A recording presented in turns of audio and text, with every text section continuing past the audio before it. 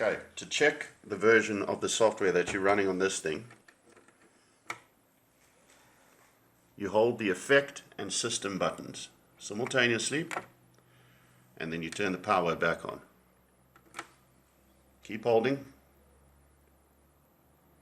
let it boot, and there it displays the version of your software, version 1.04. This is very old. We need to update this pedal now.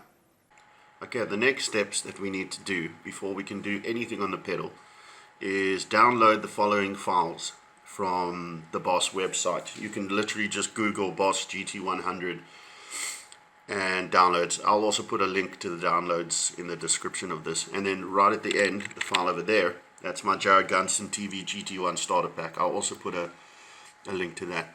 Now what I've got here is the USB driver version 2 and 2.1, because this is Windows 8, so should 2 not work, hopefully 2.1 will. This is the GT-100 system update version 2.1, and this is Boss TONECENTRAL. So let's try the latest version 2.0. We just let it extract. It's going to run. Make sure, important, that your pedal is not powered and is not connected to the computer before you do this. Let's go next, next.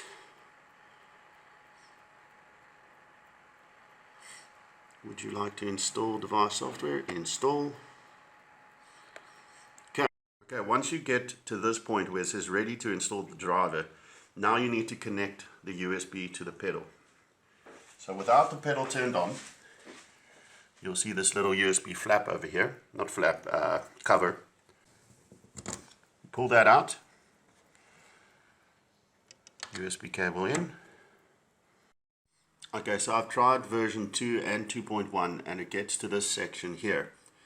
And I remember doing this with my other pedals as well, my other GT-100, GP10, all of them. It gets to this point and then it seems like it's freezing. And a lot of people make this mistake. If it gets here, click cancel. It says, are you sure you want to cancel? Do you really want to abort? You say yes. Okay, this is version 2, so this is different, but version 2.1 then asks you, do you want to uninstall? And you make sure you say, there you go. Execute uninstall? No, because you still want your drivers to be installed.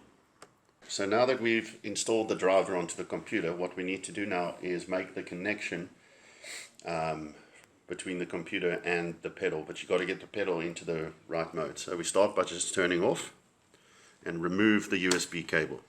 Okay, now adjust the output level to minimum. Again, make sure that the GT100 and the computer are not connected. As you can see here, the USB cable is separate. Now you hold down the system button and you press power. System button is there, power is there. See this over here, GT updater.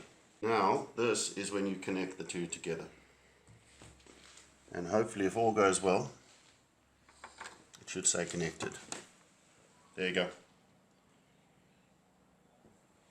USB connected. Okay, so like I mentioned before, when we try to install the drivers and it gets to the point where it seems like it's frozen and you think it hasn't worked, you click cancel and you do not uninstall. Definitely works because I've connected the GT100 via the USB cable, and this has popped up, which is the GT100 storage. Okay, so now what you do, you go back to your files, and this file here, version 2.1. Extract those files to a folder. Now, very important, do not copy the folder. Copy the files in the folder. Okay, so there you go, these two here.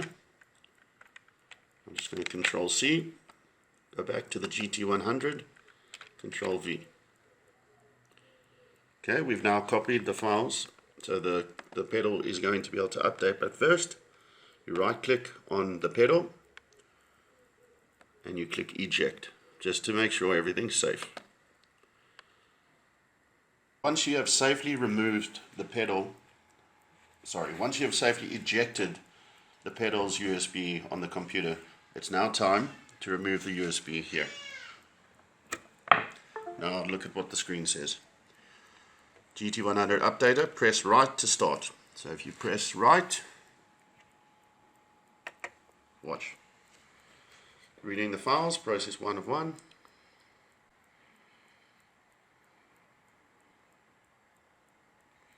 You can see a little loading guy over there. I can't remember how long this takes, but it's not too long. There you go, writing, verifying,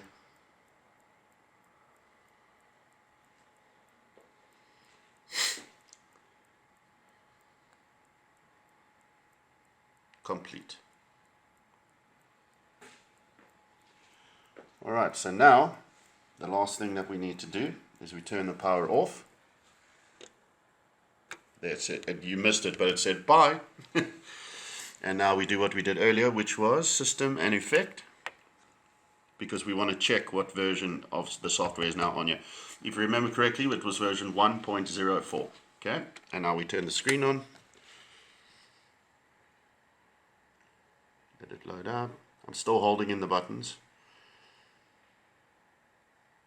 Version 2.10. Now, that means it 100% success. So like I said, do not get scared when it feels like the USB driver. What I want to show you, so you've confirmed you got the new version, and now you got some cool stuff to play with. If you have a look over here, which is one of the preamps, you scroll all the way to the bottom, you've got some new amps lying around here, but that one in particular, the orange, that's very cool. I recommend you try it out.